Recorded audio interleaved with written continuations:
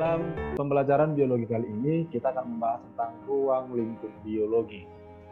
Ruang lingkup biologi yang akan dibahas di situ yang pertama pengertian biologi, ciri-ciri biologi, cabang-cabang biologi, tingkat objek biologi, makhluk hidup, dan metode ilmiah. Nah, cuman pada hari ini kita akan membatasi pertemuan kita kali ini, yaitu hanya membahas pengertian biologi sampai dengan tingkat objek biologi. Nah, sekarang kita mulai dari pengertian biologi. Biologi terdiri dari dua kata. Yang pertama adalah bios, yang kedua adalah logos. Bios artinya hidup, logos artinya ilmu atau pengetahuan. Jadi bisa disatukan bahwa biologi adalah ilmu yang mengkaji dan mempelajari tentang makhluk hidup. Jadi biologi merupakan ilmu pengetahuan yang paling dekat dengan kehidupan.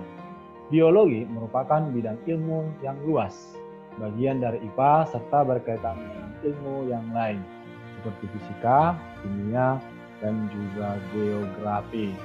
Yang kedua adalah ciri-ciri ilmu biologi. Ciri-ciri ilmu biologi, yang pertama memiliki kajian berupa benda-benda konkret. Kalau dikatakan dia konkret itu berarti pasti. Yang itu makhluk hidup, contohnya tumbuhan dengan hewan. Yang kedua, dikembangkan berdasarkan pengalaman empiris, di mana kalau dikatakan dia pengalaman empiris, yaitu pengalaman yang nyata, yang dapat dirasakan atau dapat dilakukan siapapun atau orang lain. Yang ketiga, menggunakan cara berpikir logis atau logika, masuk akal. Yang keempat, membutuhkan langkah-langkah yang sistematis, sehingga setiap orang yang ingin membuktikan gejala hidup yang sama. Jadi apapun langkah-langkah yang dilakukannya, hasilnya tetap sama.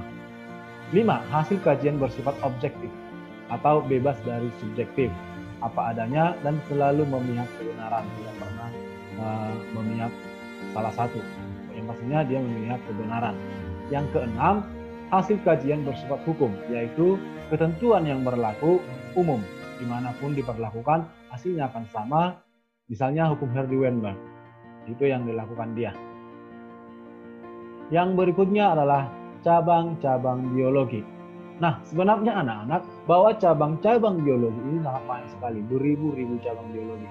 Hanya di sini Bapak tampilkan hanya beberapa saja. Yang pertama adalah morfologi.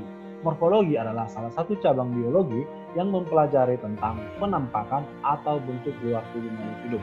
Morfologi itu atau morfologinya penampakan pada bentuk luar atau sisi luar gitu. Yang kedua, anatomi, yaitu cabang biologi tentang struktur dalam tubuh makhluk hidup. Nah, jadi morfologi itu bisa dikatakan kebalikan dari anatomi. Kalau morfologi tadi tentang penampakan atau bentuk luar tubuh, sedangkan anatomi adalah tentang struktur dalam tubuh makhluk hidup. Yang ketiga, fisiologi, yaitu cabang biologi tentang fungsi alat tubuh makhluk hidup atau fisik.